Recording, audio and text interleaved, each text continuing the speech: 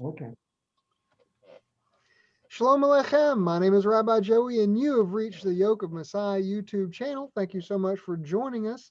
This week we will be doing a Midrash on the Parsha Tazria-Metzora, talking all about all kinds of gross things in this Parsha this week. So thank you so much for joining us. Hopefully you will be blessed by what we talk about. So as always, if you need to reach us, you can at yokamessiah@gmail.com. And if you'd like to join into the conversation, you can reach us at facebook.com/group/yokamessiah to continue the conversation there. And if you just want to make comments one way or the other, we would love to hear from you in the comments section of this video. So thank you so much for participating. Before we get started, we'll go ahead and do the blessing over the reading of the Torah. Please, everybody, jump in where you feel like you got it. Baruch Hu Adonai Hamvarach. Baruch Adonai Hamparai Elam Va'ed. Baruch atah Adonai Eloheinu melech haolam asher barakabanu mikol ha'amim v'natan lanu et Torato. Baruch atah Adonai noten haTorah. Amen. Bless the Lord who is to be blessed. Bless the Lord who is to be blessed forever and ever. Blessed are you, O Lord our God, ruler of the universe. You have given us your Torah of truth and life everlasting planted in our midst. Blessed are you, Lord, giver of the Torah. All right. So this week's Parsha it's a set of Parshas that are always read together. It starts in Leviticus chapter 12, verse 1. Let's see. Who would like to kick us off? I'll kick us off. All right. Leviticus chapter 12, verse 1. And the Lord spoke to Moses, saying, Speak to the children of Israel, saying, If a woman conceives and gives birth to a male, oh, wait a minute. I'm so sorry, guys. I lost my place. Here, Hold you can one read for second. me. I got it. And gives birth to a male, she shall be unclean for 7 days, as in the days of her menstrual flow, she shall be unclean. And on the eighth day, the flesh of his foreskin shall be circumcised. And for 33 days, she shall remain in the blood of purity. She shall not touch anything holy, nor may she enter the sanctuary until the days of her purification have been completed. And if she gives birth to a female, she shall be unclean for 2 weeks, like her menstruation period. And for 66 days, she shall remain in the blood of purity. And when the days of her purification have been completed, whether for a son or for a daughter, she shall bring a sheep in its first year as a burnt offering, and a young dove or a turtle dove as a sin offering to the entrance of the tent of meeting, to the Cohen. And he shall offer it up before the Lord, in effect, atonement for her. And thus she will be purified from her blood. This is the law of a woman who gives birth to a male or to a female. And if she cannot afford a sheep, she shall take two turtle doves or two young doves, one as a burnt offering and one as a sin offering. And the Cohen shall effect atonement for her, and she shall become clean. Leviticus chapter 13. And the Lord spoke to Moses and Aaron, saying, If a man has a se'ith or a sepachath or a barath on the skin of his flesh, and it forms a lesion of saharath on the skin of his flesh, he shall be brought to Aaron the Cohen, or to one of his sons, the Kohanim. The Cohen shall look at the lesion on the skin of his flesh, and if hair in the lesion has turned white, and the appearance of the lesion is deeper than the skin of his flesh, it is a lesion of Saharath. When the Cohen sees this, he shall pronounce him unclean. But if it is a white Baharath on the skin of his flesh, and his appearance is not deeper than the skin, and his hair is not turned white, Cohen shall quarantine the person with a lesion for 7 days. And on the seventh day, the Cohen shall see him. And behold, the lesion remained the same in its appearance. The lesion has not spread on the skin. So the Cohen shall quarantine him for 7 days a second time. And the Cohen shall see him on the seventh day a second time. And behold, the lesion has become dimmer, and the lesion has not spread on the skin. The Cohen shall pronounce him clean. It is a mishpachath. He shall immerse his garments and become clean. However, if the mishpach spreads on the skin after it has been shown to the Kohen for his purification, it shall be shown to the Kohen for a second time.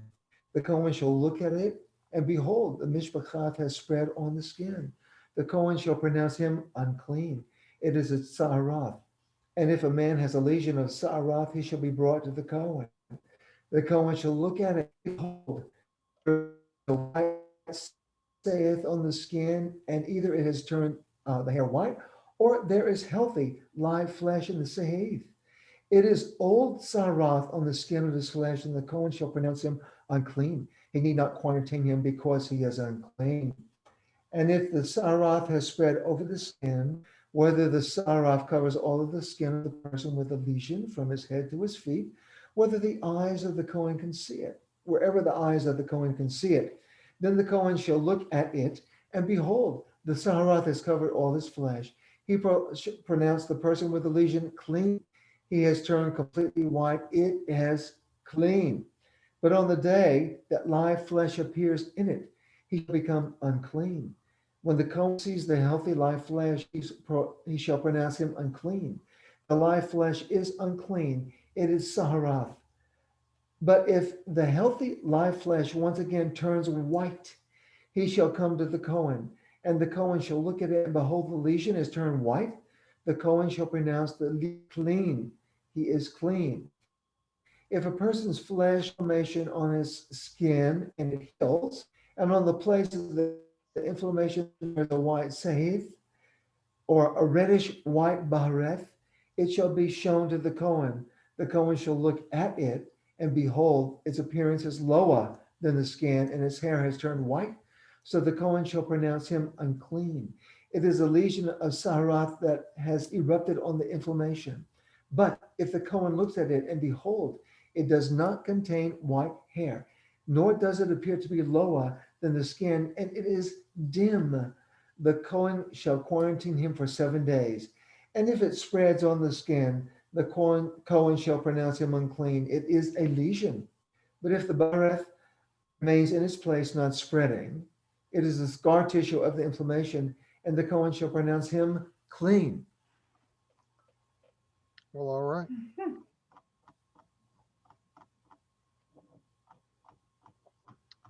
Thoughts, insights?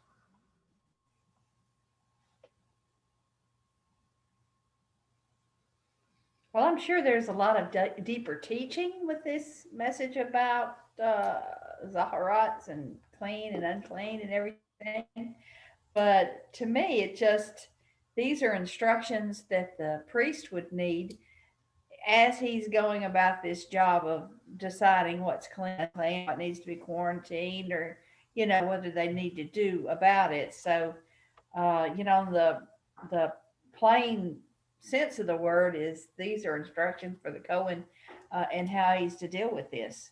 But like I say, this I believe every teaching probably has deeper understanding, which I don't have any of that. But in the plain sense of the word, this is the way he's supposed to, it's kind of covered all the bases about this to me. Right, right. Mm-hmm. This is certainly from a time when our priests were also appears to be our physicians, or at least people that can prescribe quarantining or whatever else. Mm-hmm. In some of this, the way it was written, I was looking at earlier today. Some of it almost makes me wonder maybe the person's quarantining to stay safe. Like if they have a wound and there's live flesh inside the wound, and they have to quarantine at that point. It almost makes me think, well, maybe that's to stay away from any kind of germs or anything, so that that live flesh, once it fills in, like a scar or an abscess or whatever, that upon it turning pale again and just being like his normal skin and not being a different color from his top, his top most outermost skin, would be a chance for him to be able to keep that clean and stay quarantined for his own protection or their own protection at that time. Yeah. Also, it's discussed every year, and I've only heard theory, none that ever actually uh, was very satisfying to me. But the idea is to why a woman has to uh, be in her uncleanness twice as long and wait twice as long for the dedication of her child if it's a girl versus a boy. Um, I've heard a few different theories about that. Again, none that were very satisfying to me. They said it was something to the effect of it was twice as long for a woman because, or for a female child, because of the her birthing potential of future reference, so that since a woman is born with all the eggs she will ever have, that they are making a way for the mom's cleanness, but also doubling it for the potential uncleanness of the child. Not that they would have a period at that time, but just any potential discharge or anything like that. That apparently, I don't have girls, I have two boys, so maybe that's somebody that's experienced that. Maybe that's a more so common thing with girl or female children. Can we ask Ben simply because he's those beautiful children of his? Yeah, Does he have certainly got any more insight experience. on that aspect of it? Oh, I only have like I don't know what you say. Like I'm not learned in that. I've not studied the medical issues of that. I've only read like a few, probably like you, a few articles or people's, you know, opinions and stuff. And we actually were tracking that, with each of our kids, and I would ask her from all the books that she read and stuff. I was like, why do you? I said, do you get a sense of why that Mm-hmm. it's like that? And we've not ever landed on anything that was like, aha, you know. The only difference I see is that with a boy, it's an Audi, and you're circumcising the protective casing off of it after 8 days, Mm-hmm. and maybe that's why it doesn't have to go as long because it's I think the uncleanness is a biological protection um method or something. I don't know, or prescription. Do this to protect yourself from things that we just don't see and understand about, you know, especially back then, not the unseen bacteria and whatever else. Right. That's the closest we came to anything that made sense. Well, I buy For that. that. I think that's wise. I think those are good thoughts. Right. And I guess the one of the bigger things is it just to me it's like he he doesn't always explain why. It's like Mhm. he shows off a little bit and says, now do you believe I am who I say I am? Right. And you say yes sir, and it's like okay, so well, now we send guys and girls to med school for 12 years. This was just like a 15 verse Hmm. you know quickie. This is what you do for this skin thing, and there's some other places where they cover what you should do about different things and washing and pronouncing people clean, unclean, and quarantining and stuff like that. But if you look at that, that's all the quote unquote medical training Israel gets, Yeah. and Yeah. that's from an all knowing God. Right. And so apparently that was enough. Yeah. And And now Yeah. we send kids, like I said, for what 4 plus 8 years plus, this, that, and the other. I'm not saying we shouldn't and it's dumb. I'm just saying it's funny, No. Yeah. an all knowing God here, here's the quick sheet and when here's the other one. Mhm. Mhm. yeah, Yeah. This is really more a guide for diagnosis and troubleshooting. It is a Mhm. it is a kind of a flow chart in that regard. Not really, and really, the priests aren't doing much to fix any situation. They are simply just saying like, yeah, that looks like this. That falls in this category. Do this, or that falls in this category. Okay, you're good to go back to the house. Or in the next alia, yeah, I think it says something like just it's a in a mission, you don't have to do anything for it. Just accept, consider yourself unclean for whatever period of time that is prescribed. Because perhaps that, you know, the idea is the people that he's giving these instructions to, even though they failed, the idea is still trying to live this way. So maybe you don't need as much doctoring if you're eating correctly, and all the other ways that he says to take care of your body. Maybe you don't need as much doctoring compared to Right. how we eat, how we treat our health here in America. Me being prime example of that abuse. So. Well, and also we're dealing with a situation where very much potentially it's obviously pre-industrial revolution. I'm assuming that there's not the levels of pollution, you know, both just in the ground and the water and the food supply. So you're not having as much weird showing up in the medical field or to have to be diagnosed. So, did anybody have any more thoughts or want to go to Alia too? I can certainly That's all. read that unless anybody else has any thoughts about what they'd like to read. I mean, I can do it. Okay. I think so. If my mouse doesn't skip down more. So part 2. If a person's flesh, oh, I'm sorry, this is Leviticus 13, starting 24. Yeah. If a person's flesh has a fire burn on its skin, and on the healed area of the burn there's a reddish white or white bahareth, how y'all saying that earlier? Works for me. Bahareth. Bahareth, sorry. The Cohen shall look at it, and behold, the hair has turned white in the bahareth, and its appearance is deeper than the skin. It is a Sahara. sarath, Hmm. saharath, which is spread in the burn. So the Cohen shall pronounce him unclean. It is a legion of the Zaharath. Am I saying that right? Please correct me if I'm Yeah. saying it wrong. But if the Cohen looks at it, and behold, there is no white hair in the Bahareth. Am I saying that? I'm sorry. Yep. I'm getting stuck on this. You're Uh, good. It's okay.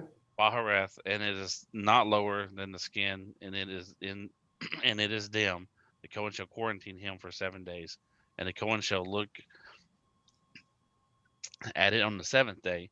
If it has spread on the skin, the Cohen shall pronounce him unclean. It is a lesion of the Zaharath. But if the Bahareth remains in its place, not increasing on the skin, and it is dim, it is a sehith of the burn, and the Cohen shall pronounce him clean, because it is the scar tissue of the burn. If a man or a woman has a lesion on the head or on the beard area, the Cohen shall look at the lesion, and behold, its appearance is its appearance is deeper than the skin, and it is in a thin golden yellow hair. The Cohen shall pronounce him unclean.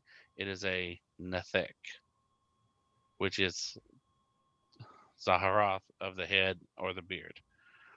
But when the Cohen looks at the nethek lesion, and behold, its appearance is not deeper than the skin, and there is no black hair in it, the Cohen shall quarantine the person with the nethek lesion for 7 days. And the Cohen shall look at the lesion on the 7th day, and behold, the nethek has not spread, and no golden yellow hair was in it, and the appearance of the nethek is not deeper than the skin. He shall shave himself, but adjacent to the nethek he shall not shave. And the Cohen shall quarantine the person with the nethek again for 7 days. Then the Cohen shall look at the nethek on the 7th day, and behold, the nethek did not spread on the skin, and its appearance is not deeper than the skin. The Cohen shall pronounce him clean, and he shall immerse his garments and become clean. But if the nethek spreads on the skin after he has been declared clean, then the Cohen shall look at it, and behold, the nethek has spread on the skin. The Cohen need not examine for golden yellow hair; it is unclean. But if the appearance of the nethek has remained the same, or if black hair has grown in it, the nethek has healed; he is clean. So the Cohen shall pronounce him clean. If a man or woman has spots on the skin of their flesh, white spots, the Cohen shall look, and behold, there are dim white spots on the skin of their flesh. It is boak, boak pigmentation, which has spread on the skin. He is clean. That's interesting because, like, I'm an older man and I have some discolorations that like that last thing, like a lighter pigmentation.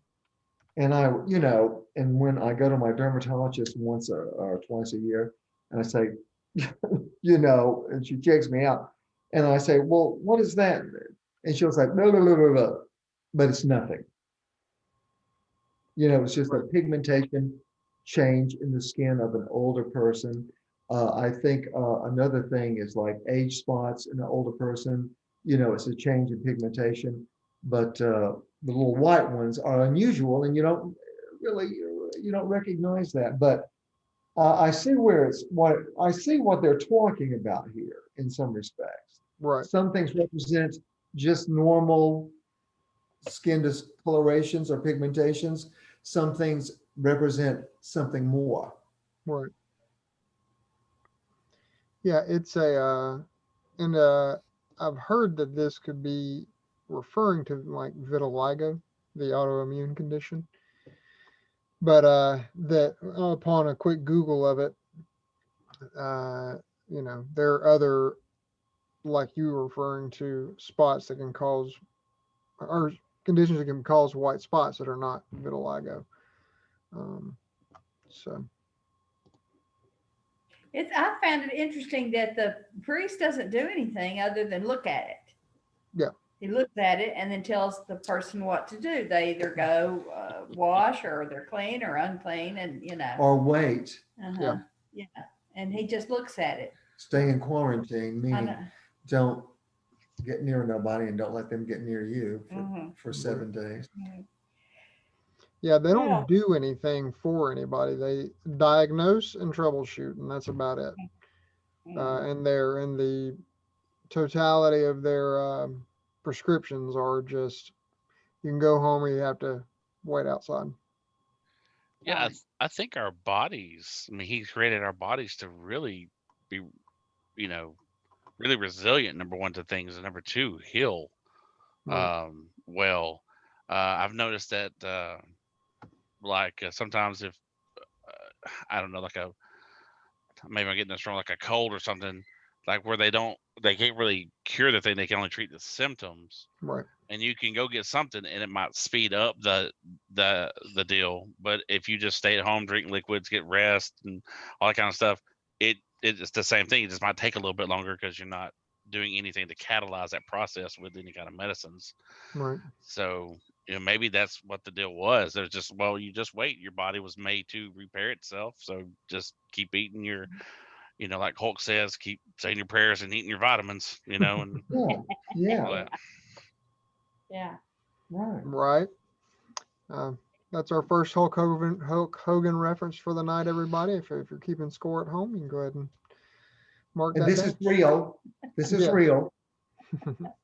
um, no, I thought I had had a sinus infection back probably months ago, 3 or 4 months ago, and I thought I still had a sinus infection or some sort of like stoppage in one ear, and so finally 2 weeks ago, and it wasn't a problem, it didn't hurt, it just, my hearing was really dull, like, I mean, literally about 80% of my high end hearing, all I could hear were low rumbles and thuds and stuff like that, so I was having to like turn to hear people speak or my kids or whatever. And so finally I did a little quick Google on it, and it's like, well, maybe there's something mechanical here, like, not other than an ear filled with fluid. And I looked around and saw that a thing that said, if you put hydrogen peroxide, just drip it in there. Um, that if you do that like 5 or 10 drops every day, once a day for however long. Honestly, I ended up doing it for like 4 days. You're supposed to do it for like a week or two. And after the fourth day, my hearing's been normal again. Apparently, it just had a, build up of some gunk or something in there, and putting the hydrogen peroxide in there. So yeah, the body's an amazing thing, and it may not need, certainly for different things, and we certainly don't condemn medicine usage here. But it might be better just to let things run its course and maybe not always go for the prescription, maybe try a few over-the-counter things or some home remedies or whatever. Because that certainly ended up being the thing to change the process for me. So yeah, my hearing's back to normal again for the first time in months. It's very nice. And just as a fun aside, if you put hydrogen peroxide in your ear, it sounds like an earthquake. So that's fun too. But we would say, check that out before you do it. Yeah. Check with your doctor first. Check with your medical professionals first. All right. Would anybody like to speak on that, or anybody want to move on to the read the third alia? I'll read it. Okay. Okay. Leviticus chapter 13, verse starting at 40. If a man loses the hair on the back of his head, he is bald. He is clean. And if he loses his hair on the side toward his face, he is bald at the front. He is clean. If there is reddish white lesions on the back or front bald area, it is a spreading of zaharat in his back or front bald area. So the Cohen shall look at it, and behold, there is a reddish white, I don't know how to say it, Safe. lesion on the back or front bald area, like the appearance of zaharat on the skin of the flesh. He is a man afflicted with zaharats. He is unclean. The Cohen shall surely pronounce him unclean. This lesion is on his head. And the person with zaharat, in whom there is the lesion, his garment shall be torn, his head shall be unshorn. He shall cover himself down to his mustache and call out, unclean, unclean. All the days the lesion is upon him, he shall remain unclean. He is unclean. He shall dwell isolated. His dwelling shall be outside the camp. And as for the garment that the lesion or of zarats upon it, on a woolen garment or a linen garment, or on threads prepared for the wrap of the wool or linen, or of wool, or on leather, or anything made from leather, if the lesion on the garment, the leather, the wrap, or wool threads, or on any leather article, a deep green or deep red, it is a lesion of zaharats, and it shall be shown to the Cohen. The Cohen shall look at the lesion, and he shall quarantine the article, the article with the lesion for 7 days. And he shall look at the lesion on the seventh day.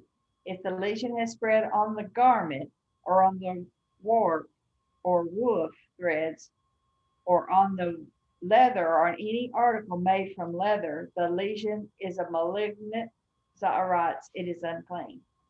And he shall burn the garment, the warp, of woof threads of wool, or of linen, or any leather article which has the lesion upon it, for it is a malignant zaharats, it shall be burned in fire.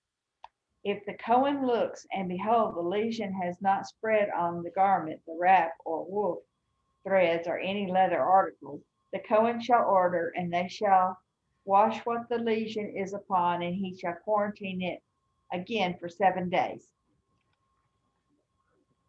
So I've now, never seen that before. do y'all think we're talking about like mold here? I, I'm thinking it might be something like that. Something that is on that theme. Uh-huh. But keep in mind also there is a continuing theme of the action of spreading. Yeah. If it's spreading, Right. means something. Uh-huh. Yeah. Yeah. I think it sounds like mold. Because I mean, like further on when it talks about if you get it in your home, and things need to be broken or discarded or whatever. Right. That's not like the same thing you would get on your skin. That would have to be some kind of a mold or black mold or something like that, like you would, something serious that you'd have Right. to get rid of the item. I'm I'm Googling just briefly. Green spots on garment. All these are talking about Are really infections, yeah, they're talking about mildew and infections that can be mold. translated to a garment. Yeah. These pictures and articles are talking about mildew and mold on garments. Well, the ones that aren't talking about just stains. And with our present way of life and our present cleanliness and our present the things we've been accustomed to all of our lives, this may not be an issue Right. for us, whereas it was an issue for them. Right. You know what I'm saying? Yeah, I mean, you figure all these people are living communally, and I imagine something can get spread through garments and things like that. They don't have like what we have, detergents and things like that. When they go and wash their garments, they're just washed in the river. Right. I don't think that I don't know if they have soap or not. Yeah, as a good probably visual lesson for this for anybody that wants to go along, if you will Google mildew on garments and then go to the image section, there's all kinds of pictures showing green and or red spots on various articles of clothing, and they're all being referred to as mildew or mold stains. Mm-hmm. Um, yeah. And some of these pictures, honestly, I would be hard pressed to not want to just burn them in fire myself. That's Uh, that's what we do. yeah, I don't know that I want to. You can find all kinds of articles to show you how to get that stuff off of there so you can wear them, or how to get the smell out or whatever. I'm like, I don't know, you need to get rid of that and move on. That's gone. That memory's over. It's time to make new memories. Yeah, Um, we do swimming every year, mhm, and so like we have a bag that has just the goggles and all that kind of stuff that we kind of put up, and you gotta watch it because if certain conditions you get the little spots and stuff on it. yeah. Yeah, we had some like mildew on the kids' inflatable little pool gimmick you can put in the backyard, and we had to Hmm. kind of like wash that down good, get that off there. Um, all right. Did anybody have any thoughts about Alia 3 before we move to 4? I'll be happy to read Alia 4. I'll take that silence as a no. Leviticus chapter 13, verse 55. Then the Cohen shall look at it after the lesion has been washed, and behold, the lesion has not changed in appearance, and the lesion has not spread. It is unclean. You shall burn it in fire. It is a penetrating lesion on the worn or new article. But if the Cohen looks at it after it has been washed, and behold, the lesion has become dimmer, he shall tear it out of the garment, out of the leather, or out of the warp or woof threads. And if it appears again on the garment, the warp or woof threads, or any leather article, it is a recurrent growth of the lesion. You shall burn it in fire, the article upon which the lesion is found. But the garment, the warp or woof threads, or any leather article which is washed, and the lesion disappears from them, shall be immersed a second time, and it shall be clean. This is the law of the lesion of Zahara, of the woolen or linen garment, warp or woof threads, or any leather article to render it clean or unclean. Leviticus chapter 14, verse 1. And the Lord spoke to Moses, saying, This shall be the law of the person afflicted with Zahara. On the day of his cleansing, he shall be brought to the Cohen. The Cohen shall go outside the camp, and the Cohen shall look, and behold, the lesion of Zahara has healed in the afflicted person. Then the Cohen shall order, and the person to be cleansed shall take 2 live clean birds, a cedar stick, a strip of crimson wool, and hyssop. The Cohen shall order, and one shall slaughter the one bird into an earthenware vessel over spring water. And as for the live bird, he shall take it, and the cedar stick of the strip of crimson wool, and the hyssop, and along with the live bird, he shall dip them into the wood of the slaughtered bird into the blood of the slaughtered bird over the spring water. And he shall sprinkle 7 times upon the person being cleansed from Zahara, and he shall cleanse him. He shall then send away the live bird into the open field. The person being cleansed shall immerse his garments, shave off his hair, immerse himself in water, and become clean. After this he may enter the camp, but he shall remain outside his tent for 7 days. Interesting. And it shall be on the 7th day he shall shave off all of his hair, that of his head, his beard, his eyebrows, indeed all his hair, he shall shave it off. He shall then immerse his garments and immerse his flesh in water, thus becoming clean. And on the 8th day he shall take 2 unblemished male lambs, 1 unblemished ewe lamb in its first year, 3/10 of an ephah of fine flour mixed with olive oil as a meal offering, and 1 log of olive oil. The Cohen who is performing the cleansing shall place the person being cleansed together with these things before the Lord at the entrance of the tent of meeting. And the Cohen shall take 1 male lamb and bring it as a guilt offering, along with the log of oil, wave them as a waving before the Lord. Sorry, I didn't get my nap today. Sorry. Verse 13. He shall slaughter the lamb in the place where one slaughters the sin offering and the burnt offering in a holy place. For regarding the Cohen's service, the guilt offering is like the sin offering, it is a holy of holies. The Cohen shall take some of the blood of the guilt offering, and the Cohen shall place it above the cartilage of the right ear of the person being cleansed, on the thumb of his right hand, on the big toe of his right foot. The Cohen shall take some of the log of oil and pour it upon the Cohen's left palm.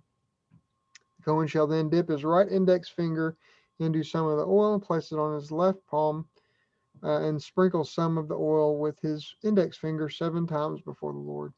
And some of the remainder of the oil in his palm he shall place on the cartilage of the person's right ear, being cleansed, the thumb of the right hand, and the big toe of his right foot on top of the blood of the guilt offering. And what is left over from the oil in the Cohen's palm he shall place upon the person being cleansed, and the Cohen shall effect atonement for him before the Lord. The Cohen shall then perform the service of the sin offering and effect atonement for the person being cleansed for his uncleanness. After this, he shall slaughter the burnt offering. The Cohen shall bring up the burnt offering, excuse me, the burnt offering and the meal offering to the altar. The Cohen shall thus effect atonement for him, and he shall be completely clean. So interesting about to me, the right ear cartilage, the right thumb, and the right toe with the blood and the oil in this ceremony, because it reminds me of the commissioning of the priest and their ceremony.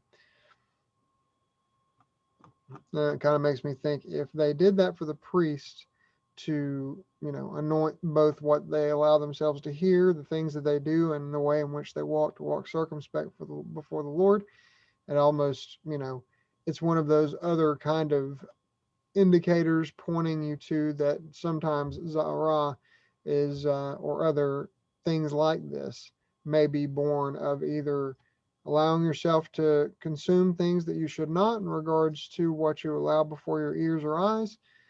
The things to which you put your hand to may be being evil, or at least not God's desire for your life, and not being circumspect in the way that you walk in your halakha with God, that these things may come upon someone. Certainly, God is the God of, He is the Lord of the seasons and the seed time and the harvest. And, if you think about it, if God is not mocked, and whatever a man sows, that will he reap, then this could certainly fall into that category as well.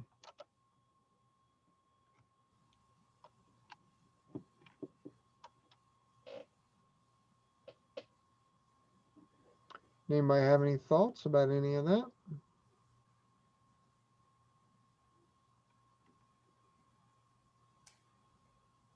By the way, Becky may be coming in. She had a commitment and now she's maybe coming into us at this point, you know. Okay, great.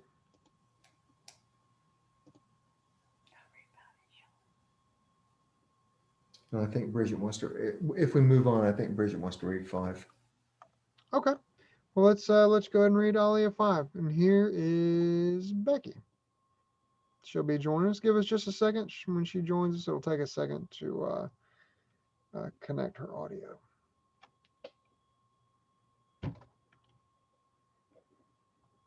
And here she is. Thank you for joining us tonight, Aunt Becky.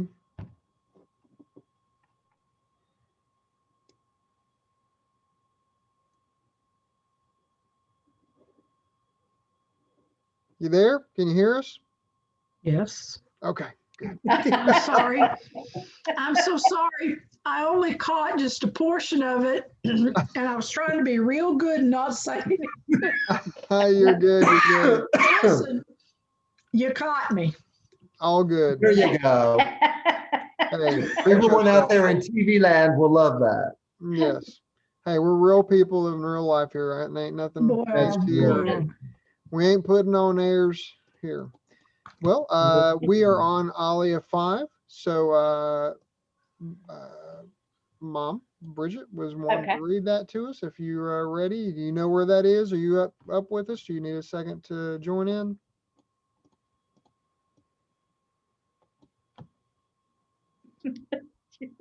Hey, you do what you do. Okay, I'll start. Leviticus 14, verse 21.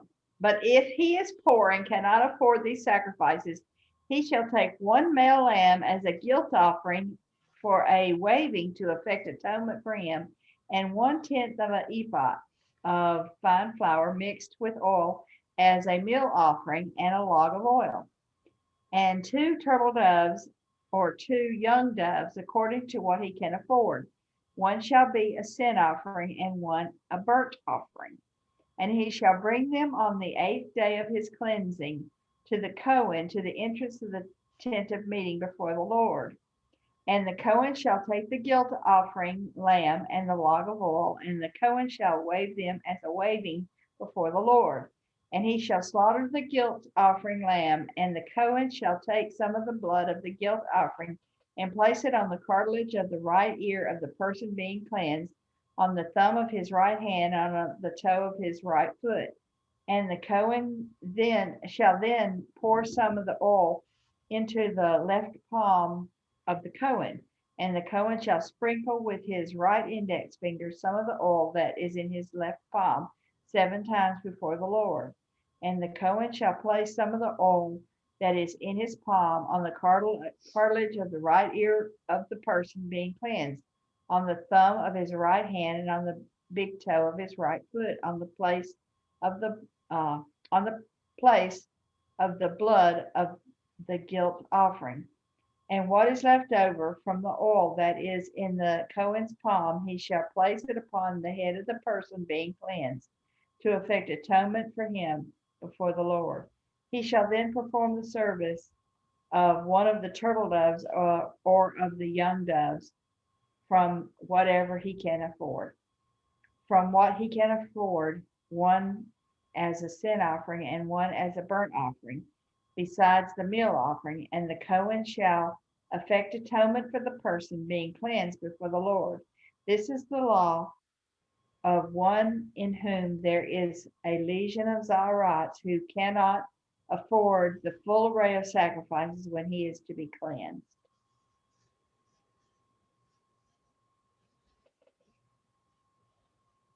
I thought it was interesting when I was reading this, at the very beginning, they talked about on the 8th day, the woman was unclean for 7 days after giving birth to a boy. And then on the 8th day, she, could take her offering in and everything. and he was circumcised that day. And then to me, this read very similar in verse 23. It says, and he shall bring them on the 8th day of his cleansing to the Cohen, to the entrance of the tents of meeting before the Lord. I don't know. I just thought that sounded connective, Yeah, I guess. definitely seems like a callback. Uh-huh. Uh-huh. Yeah. On the 8th day of his cleansing. And Well, not saying, yeah. and I'm wondering if even if that 8th day falls on a Sabbath, if they wouldn't still do this because Messiah Yeshua says, you know, um, we a person can be made whole on the Sabbath, that you would still do that thing. Um, if we he said basically if we circumcise on the 8th day, then can we not make someone whole on the 8th day? So I'm wondering if this is not he's not alluding to this passage, of doing good or healing on the Sabbath. Right. Right. Hmm. And it also strikes me that, it's a pretty ornate and involved series of items in the sacrifice offered in the previous chapter, or in the previous alia, sorry, uh, Mhm. that we are.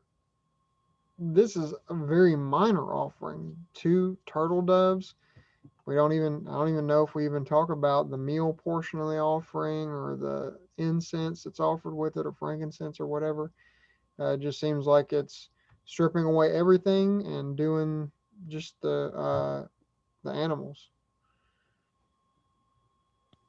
Well, it makes me also think of the when Yeshua was taken for his circumcision. They had the little bird offerings. Mm. They didn't have a lamb or anything like that. They only had Mhm. the birds. Mhm. I don't know. It's Yeah. all very similar. Based I on guess. what you can afford. Yes. Right. The Rashi, sorry. Rashi says about verse 23, on the 8th day of his cleansing, he says, on the 8th day after he has brought the birds and been sprinkled with cedar stick, the hyssop, and the strip of crimson wool, for that procedure is also called a cleansing, albeit interim. I don't understand all that. Right.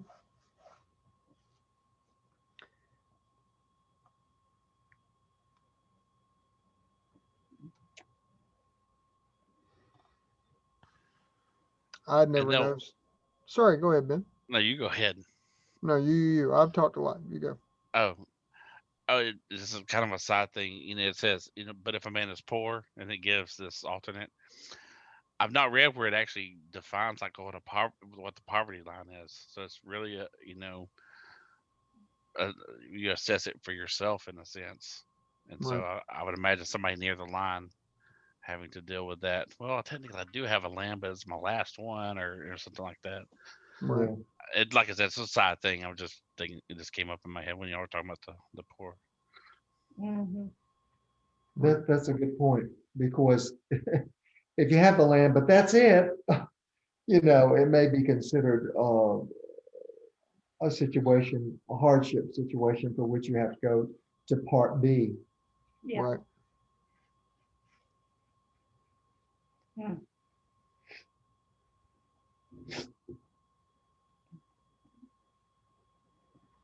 Yeah. Just the idea that any one of us only has so much that we have to give.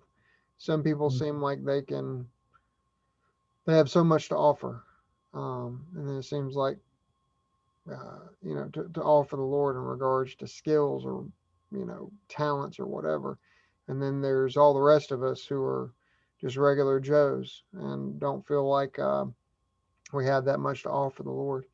And while it's not necessarily a one for one that which we offer back to the Lord of what He's given us affects atonement for us, that is not the way that works. But just in regards to if you have means or if you do not, the same level of forgiveness is available there for you, regardless of your ability to do anything for the Lord. That whether you have much or very little, that same atonement, of course, also through Mashiach Yeshua, his holy life, his sacrifice, and his resurrection that we just celebrated a couple weeks ago. And then also the idea that just on the talent level, removing from this equation the atonement element. It seems like so many people have so much to offer the Lord, to give to the Lord. If you give what you have, whether it be the widow's mite or it be 10% of a fortune, it is pleasing to God the same, because it's according to what you can give, not according to, you know. I've heard people of some religions or whatever I've heard of that they will take credit cards for your if you don't have what you owe the church, they will take a credit card payment and you can pay the credit card off later. I'm just like, Yeah. if you can pay the credit Well, card off that month, like your gas Well, card or a Discover, well, maybe if you're just shifting some monies around, but paying now well, to, partying now to that, pay later, that doesn't really, I don't know. it's according to the agenda, isn't it? If you have it, Right. but in the interest of ease, use the credit card for which you are paying off immediately. Right. That's one thing. But if you don't have it and you're Right. using I'm not sure that he wants that. Yeah, he's not asking you to go into debt. No. And that's why I don't think it'd probably be your last lamb. If you only got the one, I don't think it would be that one, because he's not trying to cripple you by doing these Right. offerings. Sorry, go ahead, Nick. Oh no, I was just gonna say I would almost guarantee you speak for him. Say, yeah, you do not do that with a credit card because that's money you do not have. Right. That's not That your is- money. Yeah. That's right. I don't want to That's speak right. for him, but I feel like in that case you almost can, because that's by Well, definition it that's money sounds you don't right. have. Right. That sounds right to me. Right. Not condemning credit cards if somebody has to use one. Use them wisely, but just be aware whatever you buy today is going to cost 20%, 25, 35% more next month. Mhm. Mm. True. So Right. it's not a good deal if it costs 25% more the next month. Mm-mm. Would anybody like to read Aliyah 6, or unless there's any more thoughts regarding Aliyah 5? I'll read 6 if nobody wants to. Beck, do you want to?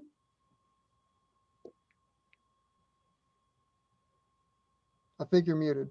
I am. I Yeah. can give it a Let her whirl. do it. All right. Okay, this is Leviticus 14, starts in verse 33. All right. And the Lord spoke to Moses and to Aaron, saying, when you come to the land of Canaan, which I am giving you as a possession, and I place a legion of, here we go, Tazaroth upon a house in the land of your possession, and the one to whom the house belongs comes and tells the Cohen, saying, something like a legion has appeared to me in the house. The Cohen shall order that they clear out the house before the Cohen comes to look at the legion. Am I saying that correctly? Yes. Okay. So that everything in the house should not become unclean. After this, the Cohen shall come to look at the house, and he shall look at the legion. Now, if the legion in the walls of the house consists of a dark green or dark red sunken looking stains, appearing as if deeper than the wall, then the Cohen shall go out of the house to the entrance of the house, and he shall quarantine the house for 7 days. Then the Cohen shall return on the 7th day and look at the house. Now, if the legion has spread in the walls of the house, the Cohen shall order that they remove the stones upon which the legion is found, and they shall cast them away outside the city to an unclean place. And he shall scrape out the house from the inside all around, and they shall pour out the mortar dust from what they scraped outside the city into an unclean place. And they shall take other stones and bring them instead of those stones. And he shall take other mortar dust and plaster the house.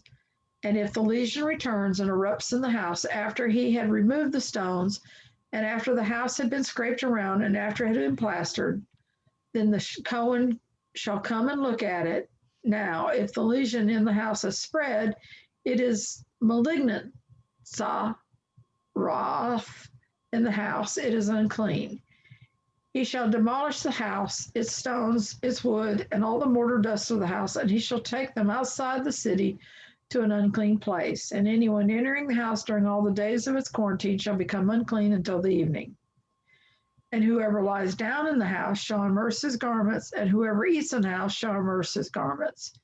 But if the Cohen comes again and looks at the lesion, and behold, the lesion did not spread in the house, after the house has been plastered, the Cohen shall pronounce the house clean because the lesion is healed.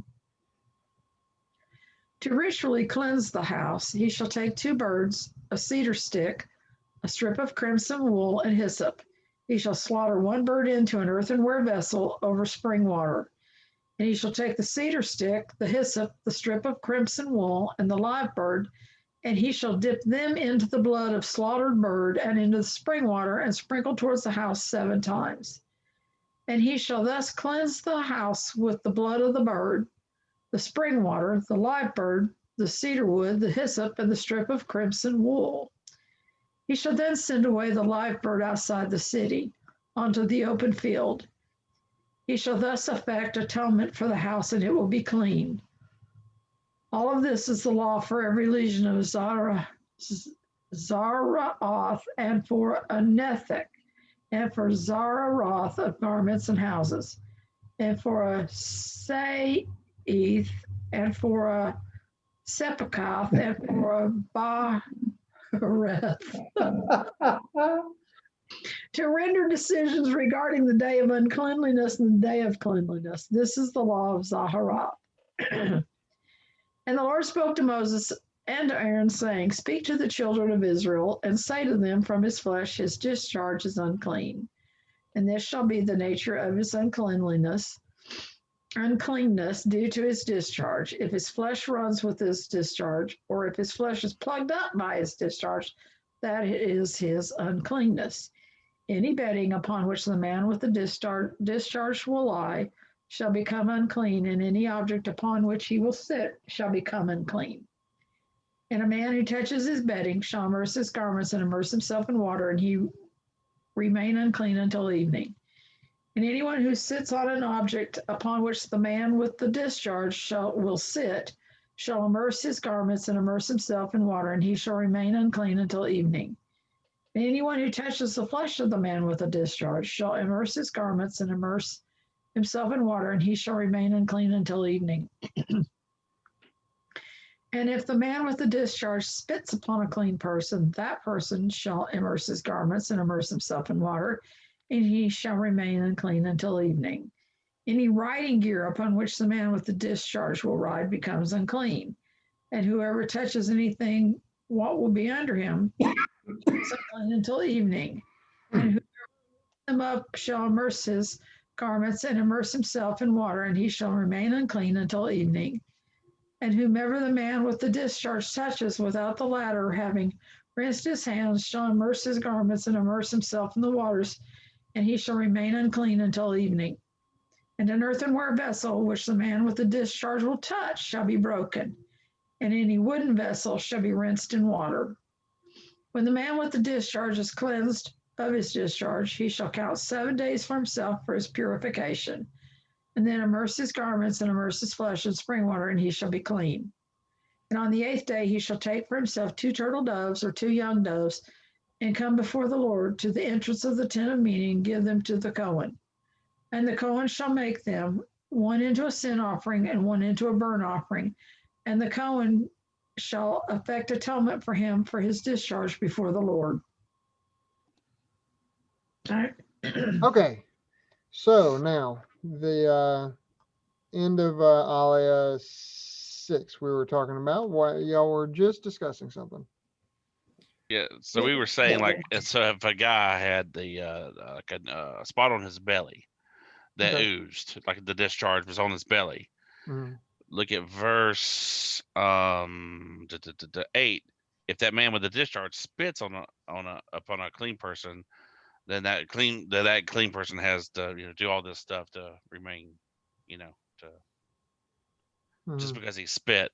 So what does the spit from my mouth have to do with the ooze coming out of my belly?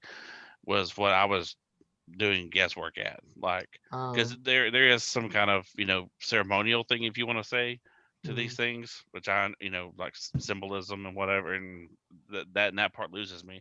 But I think it's also a lot of this. I think is hygiene, Agreed. like we talked about earlier, like Yeah. medical things, like something medical, biological. I mean, here again, the right word. I'm sorry that I don't have it, but so since I have this discharge, is there something in my body that my Right. body's going through such that my spittle is like this, could make this clean person unclean just by me Right. spitting on the person, Right. because typically that wouldn't be the case. Well, hygienically, wouldn't we all reel with horror that someone who has an oozing sore has now spit on somebody? I mean, I think you've got something there. I think you're talking absolute truth. And at the very least, it could be considered if one has an oozing sore on the belly, they're unclean, according to what scripture has just said. They're unclean. And Right. if an unclean person who's supposed to be away from everybody until leaving and all of this kind of stuff spits on another person, that renders them ritually unclean as well, not even thinking about the hygienic part of that. But my issue is I would think first what Ben thought hygienically, this is not a good thing to do, period. Right. Besides the concept of unclean to unclean, it's not good to do that. Right. Right.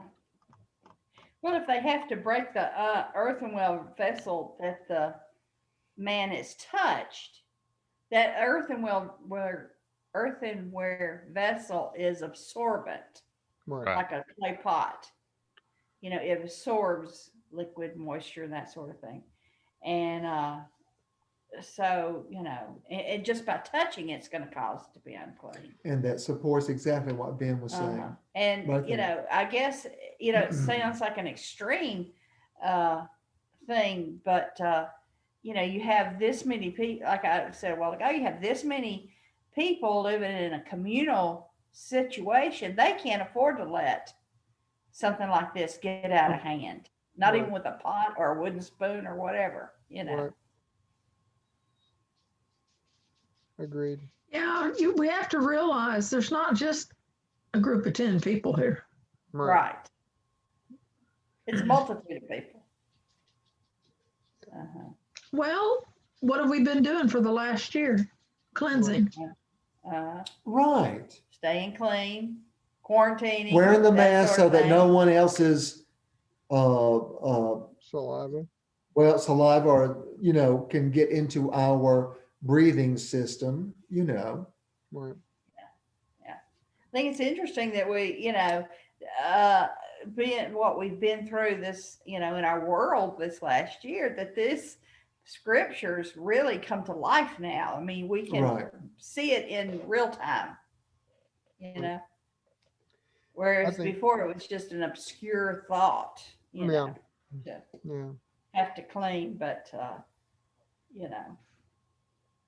if we don't take anything away from this experience we've all lived through, is just cleanliness and Mhm. hand washing and things like that are can snuff a disease, Right. and that we need to be proactive about that. Absolutely. There's a. I was reading Rashi on verse 34 of chapter 14, and and he seized upon something that I noticed as well. When you come to the land of Canaan, which I'm giving you as a possession, an high place, a legion of Tzara upon a house in the land of your possession. Now, Rashi says this is good news for the homeowner because the Amori who had lived in that area had been hiding away treasures of gold and other maybe idolatrous items inside the walls of their homes, and that God was allowing the Tzara to enter the home to because they have to like pull the bricks and look behind, and then so that would cause them to have to introspect or inspect the interior of their house, the hidden places of their homes. I think that speaks so much to what all of this is really about. That if God allows Zara to come upon someone or some other thing, or some one of these elements or issues to come upon a person, that what He's trying to tell us to do is we need to start pulling apart the walls of our lives and looking behind. Okay, well, this is my understanding, but maybe what's the reasoning behind that understanding? How did I come to this?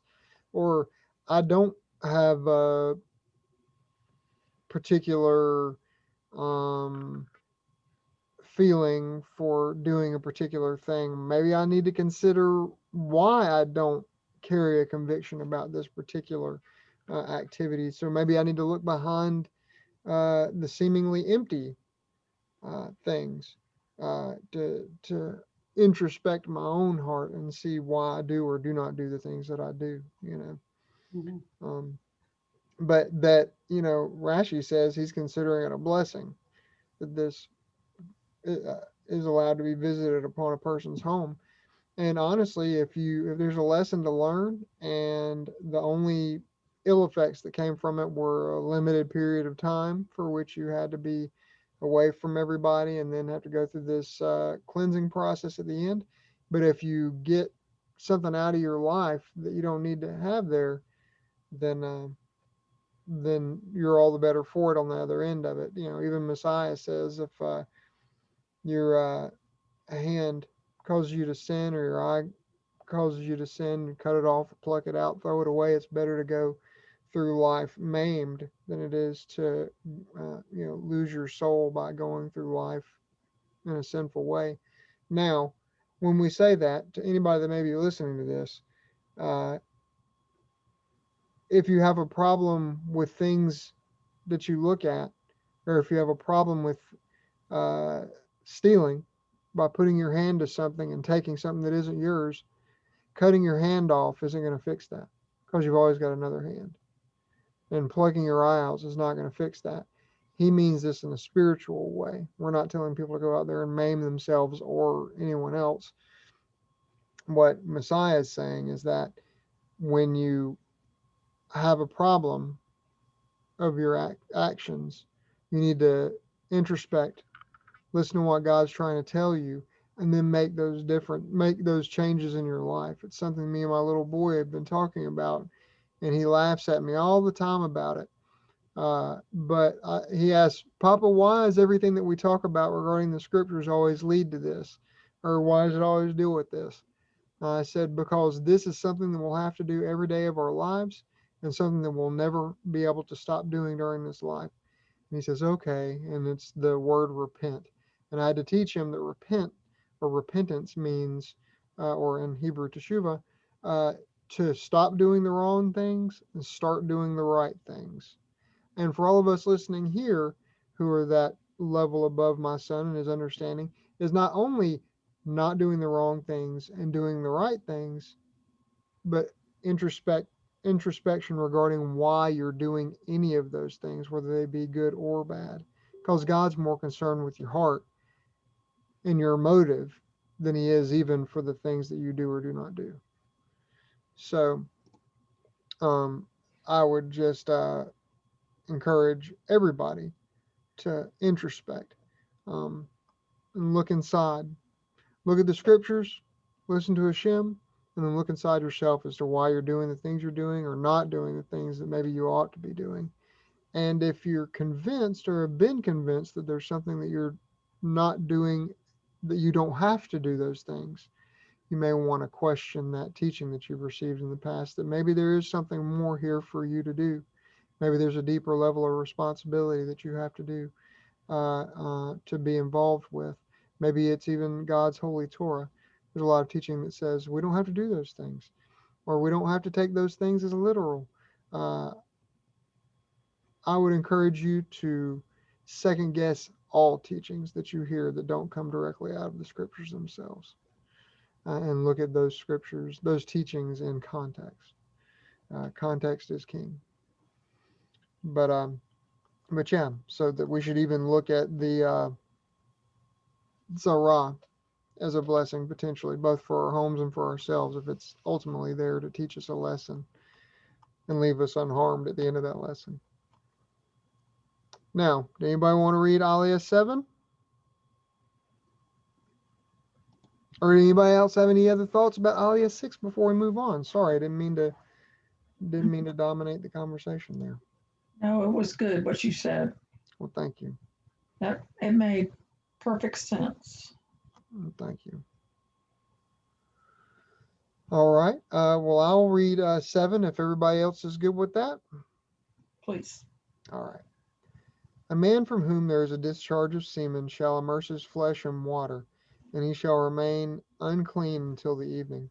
And any garment or leather object which is semen on it shall be immersed in water, and shall. I'm sorry, I can't hold it together. All right. So Aliyah 7. Leviticus chapter 15. A man from whom there is a discharge of semen shall immerse his flesh in water. He shall remain unclean until the evening. And any garment or any leather object on which has semen on it, shall be immersed in water and shall remain unclean until evening.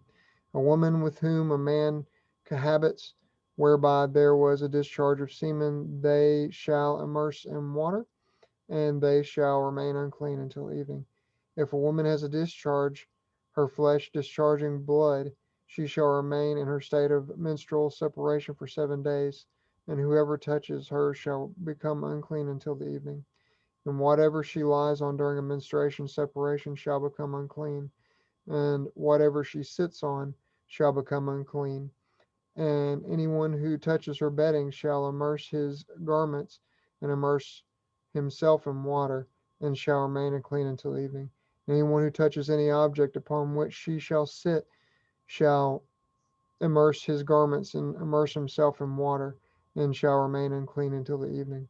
And if he is on bedding or on an object upon which she is sitting, when he touches it, he becomes unclean until the evening. If a man who cohabits with her, the uncleanness of her menstruation shall be upon him. He shall be unclean for 7 days, and any bedding he lies upon shall be unclean. A woman whose flow of blood uh, flows for many days outside of the time of her menstruation separation, uh, or she has a discharge after her menstrual separation, then all the days she has her unclean discharge, she shall be unclean, just like the days of her menstrual separation.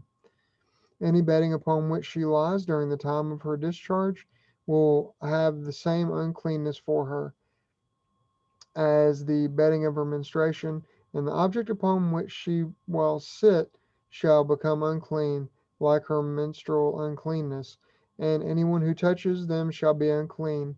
He shall immerse his garments and immerse himself in water, and shall remain unclean until evening. And it shall become, and if she becomes clean of her discharge, she shall count for herself 7 days, and after this she may be cleansed. And on the 8th day she shall take for herself 2 turtle doves, the young turtle doves, and bring them to the Cohen, to the entrance of the tent of meeting. And the Cohen shall make one into a sin offering, and one into a burnt offering. And the Cohen shall effect atonement for her before the Lord from the uncleanness of her discharge. And you shall separate the children of Israel from their uncleanness, so that they will not die on account of their uncleanness. For if they defile my sanctuary, which is in their midst. This is the law for one who is a discharge, and one from whom semen issues, through which he becomes unclean, and for a woman who has a menstrual flow, and for one who has a discharge, whether male or female, and and a man who cohabits with an unclean woman. So in essence, we are talking about bodily functions that we ourselves do not initiate. It's something that is going on in us Right. that we have no control over. Right. Okay. So basically, like in a woman's menstruation period, if the husband, when it says cohabit, it means living with her. Right. He takes upon himself that same uh, uncleanness. Is that what it's saying? I'm wondering if maybe 18 doesn't mean sexual relations specifically. Like, Well, a man is not supposed to have sexual relationships with a woman who's in menstruation. again, I agreed. 18, I think, is just referring to regular old run of the mill sexual relations between a man and a wife. A woman with whom a man cohabits whereby there was a discharge of semen, Oh, I'm sorry. Yes, they yes, shall immerse in water and be unclean until evening. yes. I'm sorry. I thought you were referring to the fact that she has a discharge of blood and he's Right. The cohabiting. Torah is clear that if a man and woman being married cohabit in that way, and there's an accidental or an unknowing discharge that happens there, there's an uncleanness that goes by that. But the Torah does forbid knowingly Right, having sexual right, contact with someone who is in their menstrual cycle. right. That is forbidden. I think these are, like you said, accidental, unknowing, surprise matters.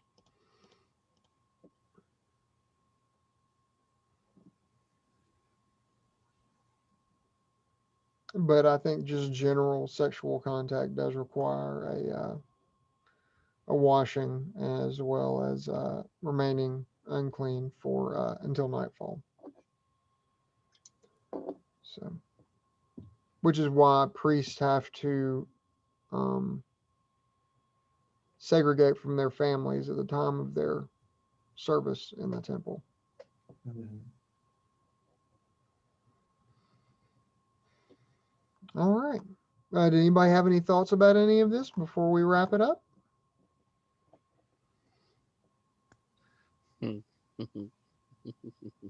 Well, I just was going to make note that these issues here are all about separating yourself and being unclean till evening and washing and that sort of thing. It's like when these people found themselves with this leprosy or this last chapter or their um, time, all of that. It's just all about separating yourself or washing or cleansing or things like that. These are not a sin unto death. No. There's I always thought anything it said don't do in the Bible was a sin unto death, but they're not. Right. They're things that you handle. You keep a watch on yourself, I guess. Right. And these, especially here at the end, these more common events that happen, intercourse with accidental discharge, um, uh, or just a general cohabitating sexual intercourse requiring general cleansing, no sacrifice, obviously, and none is listed here, and an understanding of being unclean until the evening. All of them have impact in regards to whether or not a person can be involved in sanctuary or temple service or going there. But these specifically are ones that this is not an illness. This is something that happens at least once a month, if not more often. And then the sexual contact aspect of it as well. are things that are common day to day. This is not an illness. This is nothing sacrifice is required for. It's just, hey, during the normal course of your life, you need to watch out for these things, especially if you're planning on coming to the temple at any point in time, or the sanctuary, the Mishkan at this time. Uh, you know, Right. because this disqualifies you from going close to those places. Right. Right. All right. But yeah, Hashem is wonderful in that he covers everything for us and shows us, you know, he doesn't leave a lot of loopholes or loose ends. We Yeah. know exactly what he says, how he feels about these things, and he doesn't leave us in the lurch. You know. Well, did anybody else have anything else they'd like to share, or any thoughts that have come to their mind before we button it up?